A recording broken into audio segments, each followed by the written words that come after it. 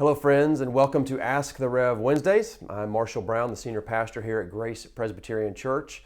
I do want to encourage you to continue submitting your questions to the link that is somewhere around this video for the Google Doc, the Google link, so that you can submit your questions, get them in the queue for Ask the Rev.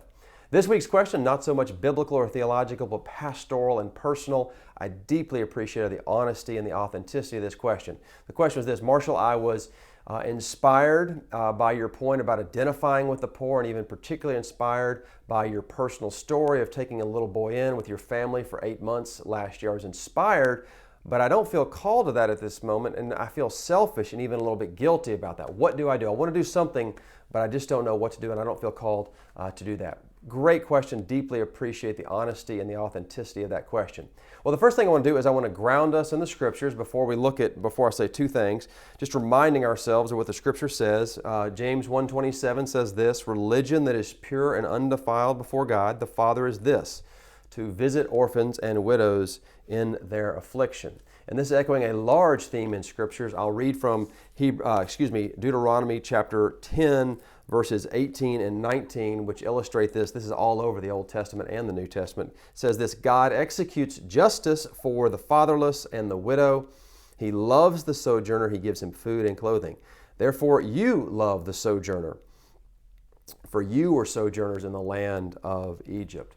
God is reminding us that we're called to show justice and mercy because we were poor, we were alienated from God, and He came to us, and so we return the favor, as it were. Okay, so that's the biblical grounding. But I want to say two things about this question that was asked to me. First is, you do need to find ways to get around people with materially less than you, the poor. You need to find ways to get around those folks. It could be a short-term mission trip. It could be a more regular engagement with one of our mission partners. Contact our missions committee and find out some of those opportunities. Coming up in October, we are taking a trip to the South Side with a group of men to serve in Woodlawn. Maybe you can sign up for that. This Sunday, you'll be hearing more from a Safe Families couple, a couple that has taken in children in the past, has a child living with them now. It'll be at the 9:30 service. If you're not at one of those services, we'll put it online. You can see the interview. But that's a great organization, and you don't have to, as they will say on Sunday, be someone who takes the family, and you can support the families that take the children in. There's multiple levels to be involved with Safe Families. It's a great organization, obviously very near and dear to my heart. But you don't have to go all the ways to take a child in. You might only be able to give respite care or bring meals to or babysitting. So there's a lot of different levels. And so but find ways to get yourself and frankly your children around people with materially less than you have. So that's the first thing. But the second thing is to consider your calling. Consider your calling. What is God calling you to be? Who is God calling you to be?